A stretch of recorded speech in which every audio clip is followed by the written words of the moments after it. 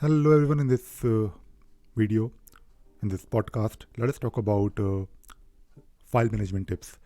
Now, when we interact with computer, when we do something with our machines, we usually end up with files, different files, and these files are nothing but the ones that we have been either creating directly or the files that are probably getting created by uh, some operation that we perform. Now we do have a lot of files that we care about, apart from the one that actually are there either from the operating system or maybe from the application that you might be using. But in this particular video, in this podcast, I thought I'll probably talk about some file naming conventions that can, in my opinion, drastically improve the way you access the information. And this is, of course, not really any standard, by the way. This is something that I think has worked for me, these file naming conventions. Now, before I talk about the file naming conventions, I just wanted to talk about few things that we all should keep in our mind. I mean, these are like different criterias. So, first of all, the very first criteria is that the files should be easy to search, and it is, of course, very obvious when you are working with computer and you are basically dealing with a lot of files, hundreds, thousands of files. You want an easy way to search, and when I say search, I'm talking about both searching based on file name and also the content within the file.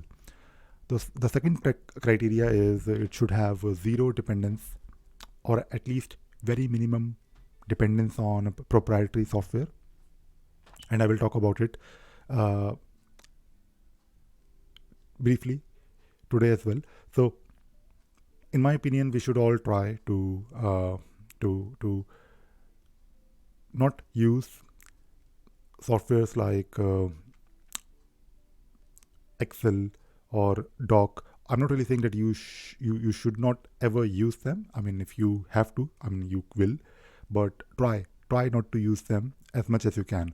And if it is your own personal file, let us say you are working on a code, or your, I mean, code is of course anyway a text file, but if you're just storing the information, try to store it in a text file. That will make a lot of difference, because you can open it from any operating system. You can open it on your mobile device if you want to. You can open it after 5 years, after 10 years, after 20 years, because you don't really need to have those proprietary softwares like maybe MS Word, Excel, or so many other softwares. So this is my criteria number two. The third criteria is that we should try to optimize the usage of the disk space. I know that we don't really worry about disk space these days, but I'm basically saying this because when I started using computers in 90s, it was not really the case. I mean, disk space was not really a problem back then, but yeah, it was definitely something that we used to worry about, because it was not like these days. Like these days, we have like TBs of hard disk space available to us, and it is not really expensive. But when you're working with limited space, you do things carefully, and when you're dealing with your files, try to keep the file size minimum if you can, because your files need to be stored somewhere on a hard disk, which is fine, but you will also move them. You will eventually take backups. You will have to take backups, and if your file size is big, then it will be a problem. I mean, it is a massive pain to manage those files if they are really big. Now, this again goes back to the text format, which I will definitely talk about, maybe separately in another video or podcast. But text file is my number one preference whenever it comes to uh, saving something on the computer, I try the whole approach I take, the kind of softwares I use. I first try to think whether this can be managed maybe within a text file.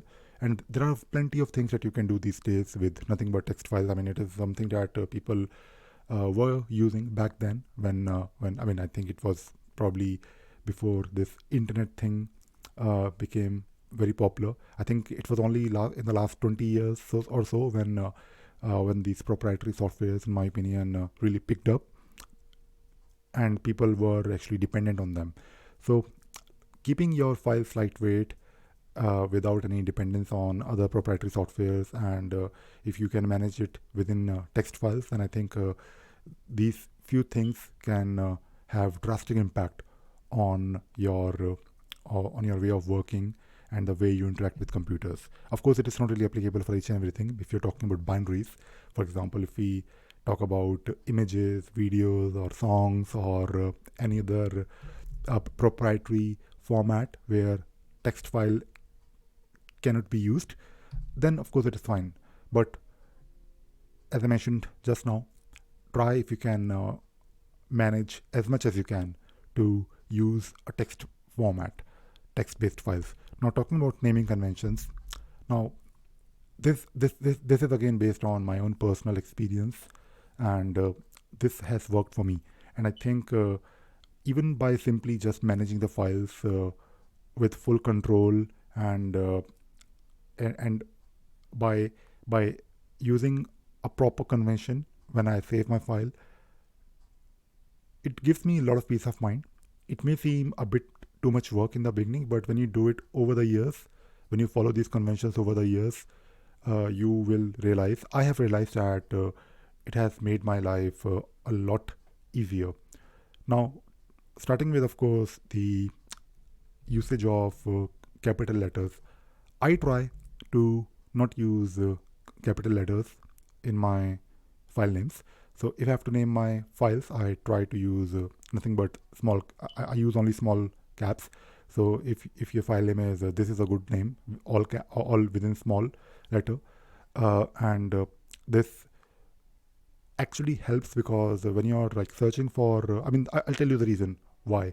When I'm searching for, let us say, a file, especially on Linux, if the file name is this is a good name, I can actually type in this, and then I can type in and I can of course do autocomplete. And if you have like some capital letters in between your file names, then you have to press maybe shift, and it can be a problem. So I prefer, I mean, it is not really a massive problem, but it slows me down when I have to press one additional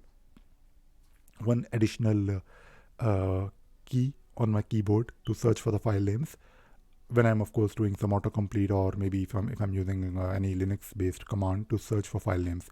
I prefer not typing too many keys on the keyboard, and with small capital letters, it also helps me in reminding myself the purpose of the file name.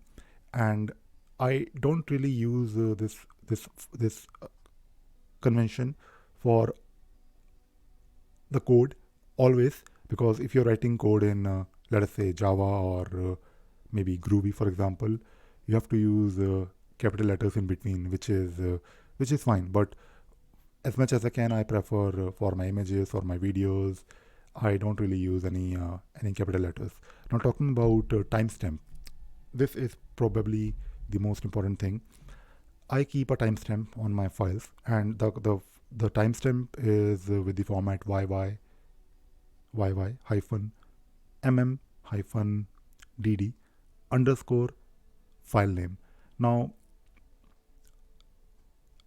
by just having a timestamp, I think you're making a huge difference, because although you have the file creation date and the file updation date in your file, but you want to know when this file was created, especially if you're managing your images or if you're keeping track of all the videos. For example, if I make a video today, I will save it as 2021-06-30 underscore the video name, and the format with YY hyphen mm-dd in the beginning, make sure that I can also search for the file using the file name. And if I use the file name as the sorting criteria, the files will still be sorted by the actual date.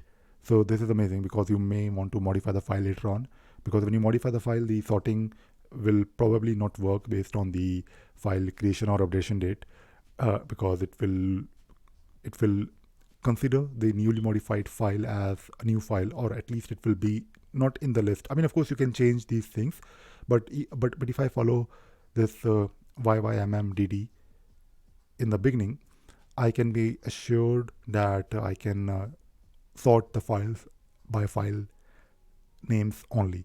But of course, by just looking at the file name, I know that this particular file was created, this particular video, this particular image was taken maybe on this particular date last year or 10 years ago.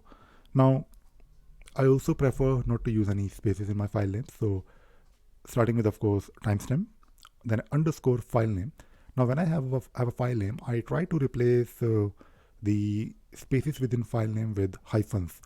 Now, if the file name is this is a good name, then I will name my file as 2021-06-29 or whatever date, underscore this hyphen is hyphen a hyphen good hyphen name. So this is definitely a file name that actually helps me. And using hyphens, actually, I mean, you can also probably use underscores, which I do.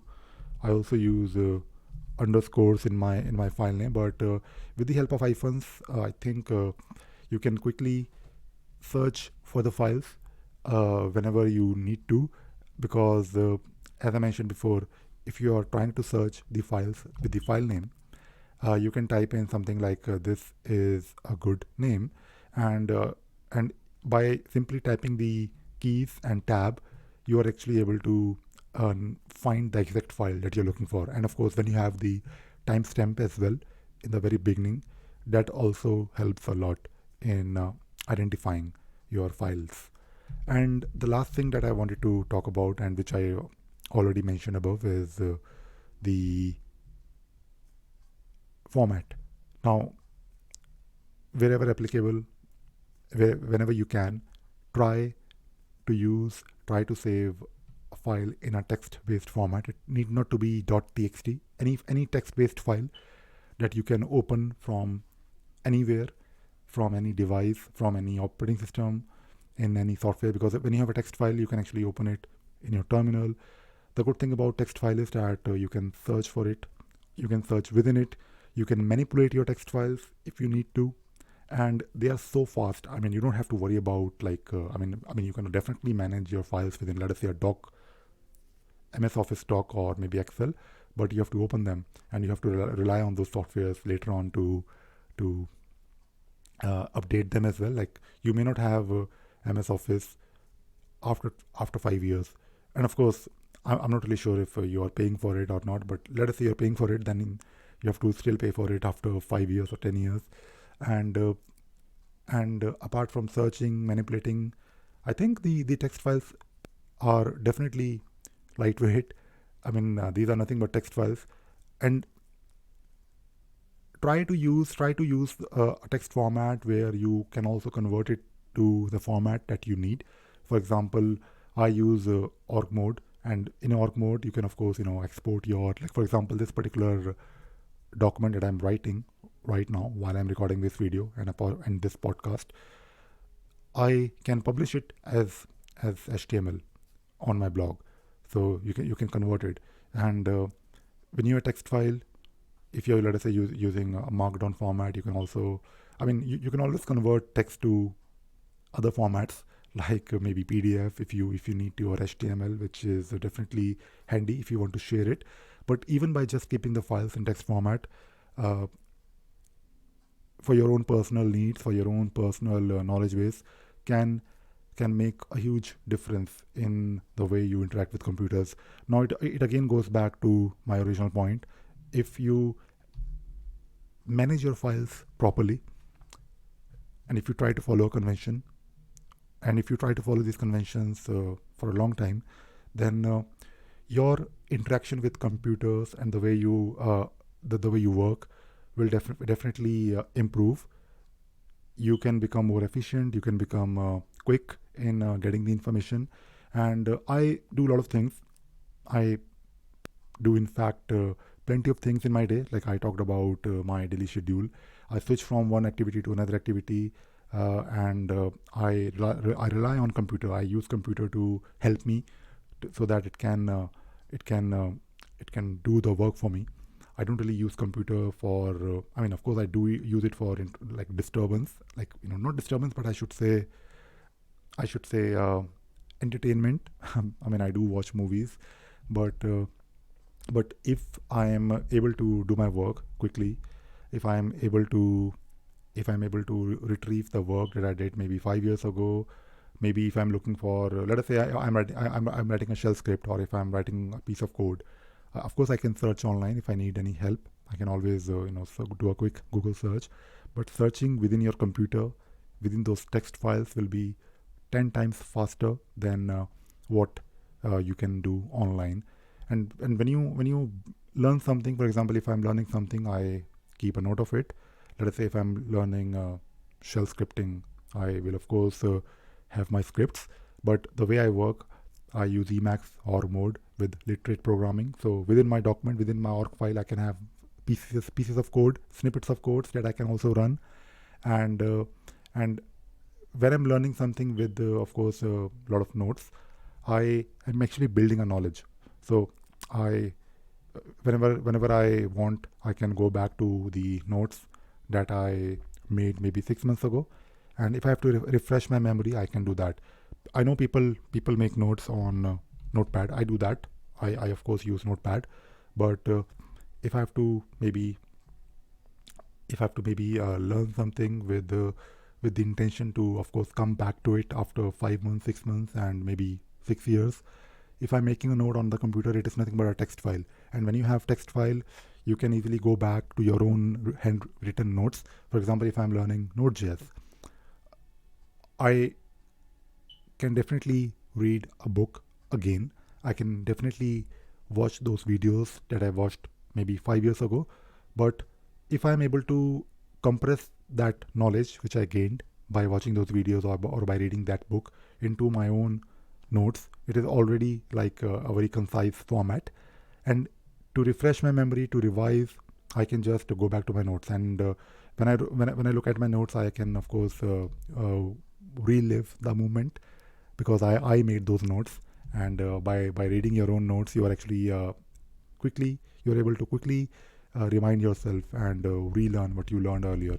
So in my opinion, I think these simple tips of file management, you don't have to follow each and everything the way I do it. But the reason I am making this video, this podcast, is because I think these things really worked for me, and it has helped me tremendously over the years. And overall, in general, I think I am able to use the computer to the fullest. I mean, you do have a computer. If you're watching this video, I'm hoping that you have a computer. And when you have a computer, it can actually do a lot of wonderful things for you. It can be a very old computer, like I have this 10-year-old ThinkPad. I am able to get the most out of it. I do things.